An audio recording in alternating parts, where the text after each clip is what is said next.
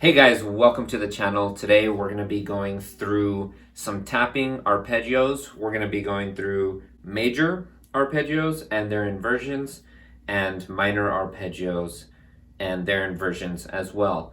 Maybe in later videos we'll go through augmented arpeggio and diminished arpeggios, understand the meaning and maybe a few licks. But for right now we're keeping it simple. This is everything you need to know about major and minor tapping arpeggios.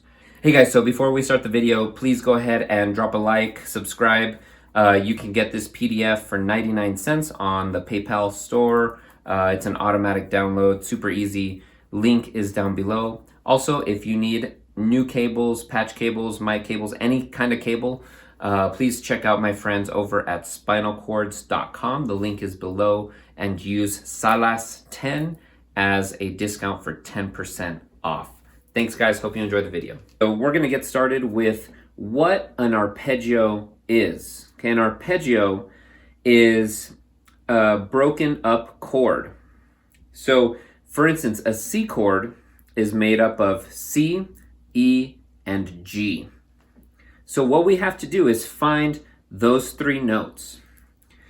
For our example, we're going to start on the third string.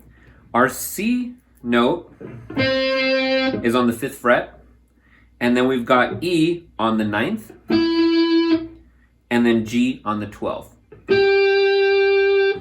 Now it's very important that we have C as the most lowest note of the arpeggio, okay? Because then that means we are in root position. So root position basically means that our root C is at the bottom, okay? So our root position arpeggio would be C, E, and G. If I could tap that right. So here what we're gonna do, what I like to start off with is starting off with my middle finger on the 12th fret. And what I do is, you can also use your first finger to tap, but I tend to use my middle finger because my first finger and my thumb are always holding my guitar pick. So I'll start with 12,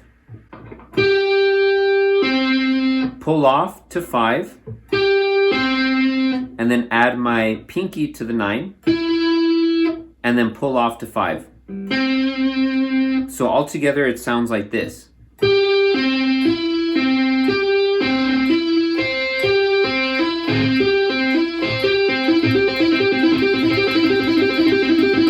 You could get it faster and faster. It's not too hard to make it faster and faster. What is difficult is making sure it's on time with a metronome. Okay, so that's something you'll have to practice on your own and gradually get better and better with.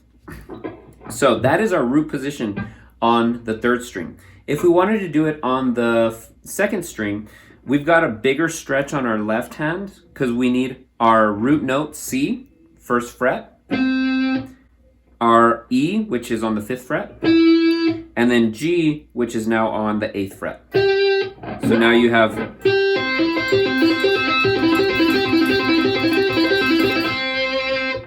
very cool. So now an octave up means that we're just playing the notes. Instead of the lower C, we're going up to the higher C. So now we've got 8th fret on the E string, 12th fret on the E string. So we're on the 1st string. So we got 8, 12, and then 15 with the pinky.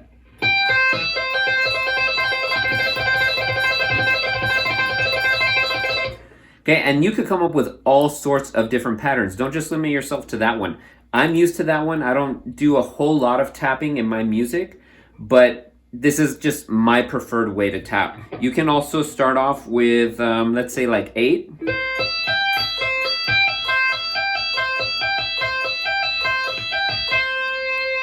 You can totally do something like that.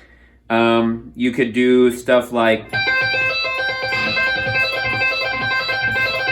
so I'm double tapping with the middle finger, the high note first, okay?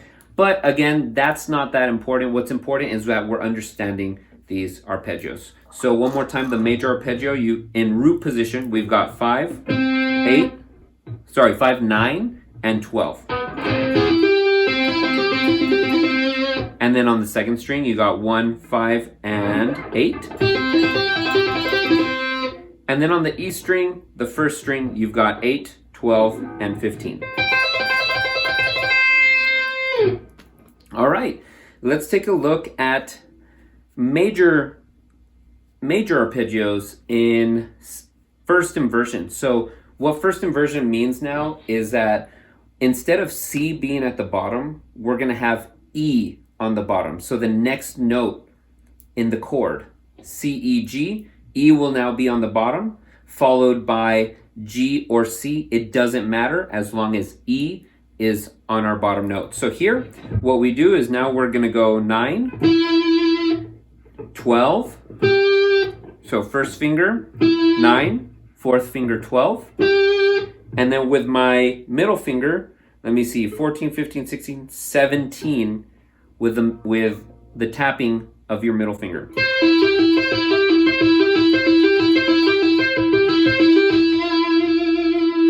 That will be the major arpeggio first inversion. I get tripped up with words there.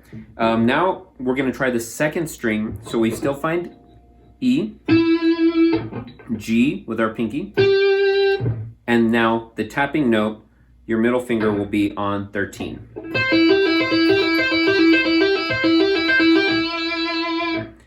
And last but not least, our first string. We're going to go ahead and find E all the way up here on 12. And then we're going to go to 15 with our pinky. And then let me look. This is 15, 16, 17, 18, 19, 20. All the way 20 with our middle finger. It's going to be a tight squeeze, but you can do it.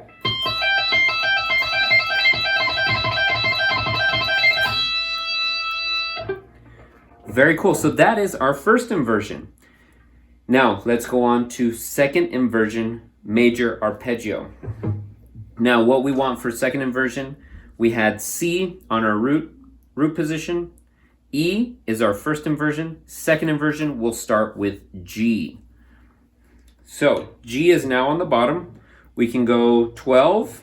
This is going to be a tricky one. Let's see, 12, 17, and then 18, 19, 20, 21 is a tapping note.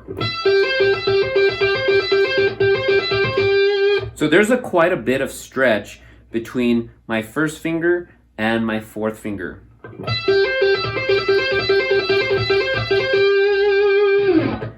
Now on to the second string. We've got here, let's see, 8, 13, and then 15, 16, 17. I don't know the high notes really well, like right off the top of my head. I need to kind of count them off. So we've got 8, 13, and 17.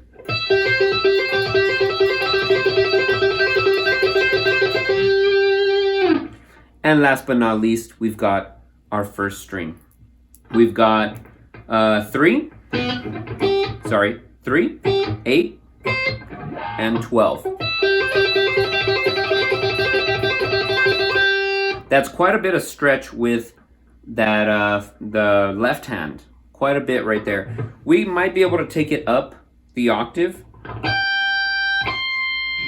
So I can't with a Les Paul, but if you have a Super Strat, any guitar with 24 frets, you should be able to do that. It would be, let me see, 15, I believe 16, 17, 18, 19, 20. So 15, 20, and then 24 is the tapping note. And again, I can't do it with the Les Paul, but I'm sure if maybe you have a Super Strat or another guitar with 24 frets, you can definitely manage. So these are all three inversions of a major triad. Let's go on to the minor triad now. All right, guys, now here we are on the minor triad. Just a reminder, please hit that like button, subscribe, that helps the channel. If you want the PDF, all these tabs that I wrote out for this lesson, please consider purchasing them on PayPal. They're only 99 cents. Goes a long way to help small channels like myself. Anyways, let's get on to the minor arpeggio. So we're going to keep it real simple. So to make a minor chord, all we need to do is it's the same formula. We got 1, 3, and 5. Instead of the 3 though, we're gonna go flat 3. So all we do is lower the third by a half step. So instead of C, E, G, we got C, E flat, G. Okay, so those are our 3 notes that we're gonna be finding here.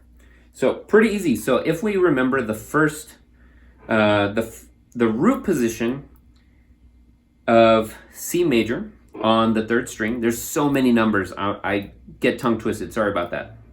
We're gonna start 5th fret. And so the 9th fret would be our E. So all we do is lower that 1/2 step. There's our E flat. And then we use our middle finger or whatever finger you're tapping with on 12. So now we've got a C minor arpeggio in root position.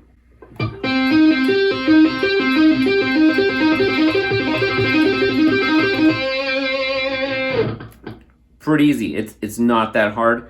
All we got to do is lower that 3rd note. If we take it over to our 2nd string, now we got 1st, 4th fret, and 8th fret.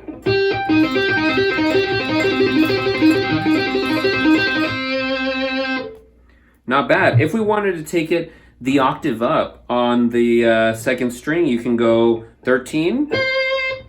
Let me see, 13, 14, 15, 16. And then 20. Now, if we want to do it on the E string, it's going to be the same octave of the example we just did. We've got here 8, 11, and 15.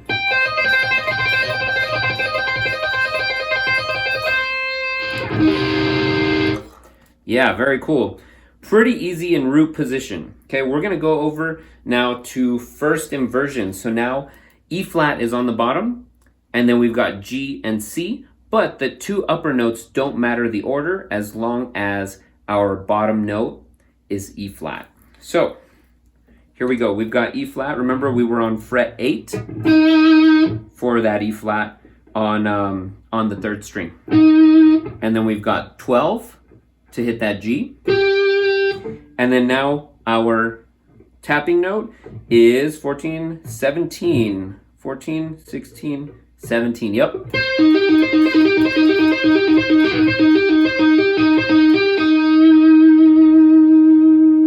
That is C minor in first inversion. Okay, we're going to try that on the 2nd string now. We've got 4, 8, and 13.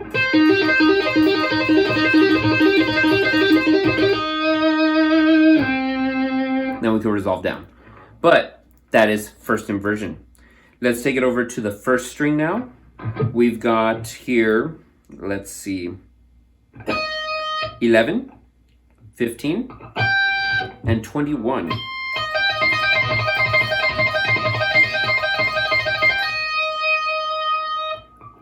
Not bad. I think you're getting the idea of the inversions of the notes now, since we're always finding the C, E, and G, or E flat in our case for right now. I think you're getting the hang of it.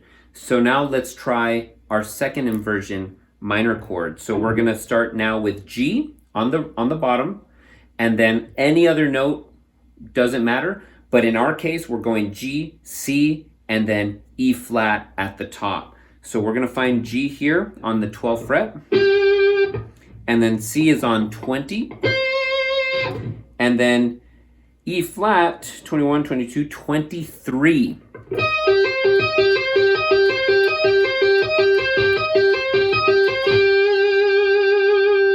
There's your arpeggio, your 2nd inversion, C minor arpeggio on the 3rd string.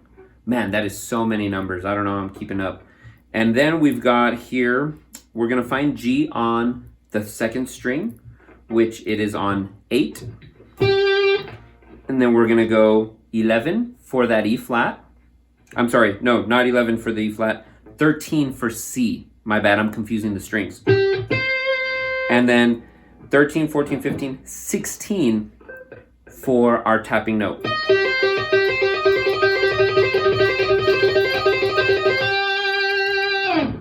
And last but not least, we have our 1st string.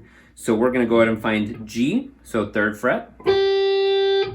And then we've got C on our 8th fret. And then we've got the E flat on the 11th fret.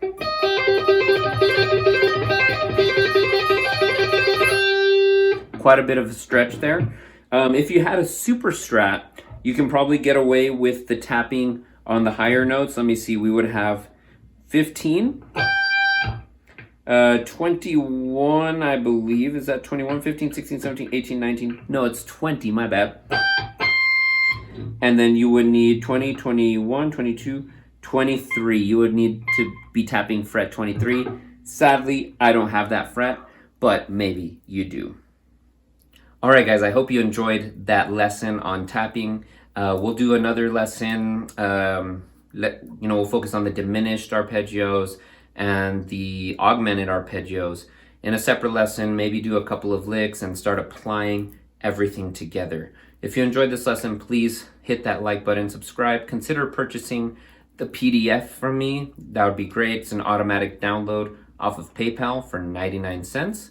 Also, if you guys need guitar cables, patch cables, anything like that, consider going to spinalcords.com. The link is down below. Use Salas 10 as a discount. You'll get 10% off any purchase. And they're great cords, lifetime warranty, totally customizable. Anyways, guys, I'll see you in the next video. Peace out.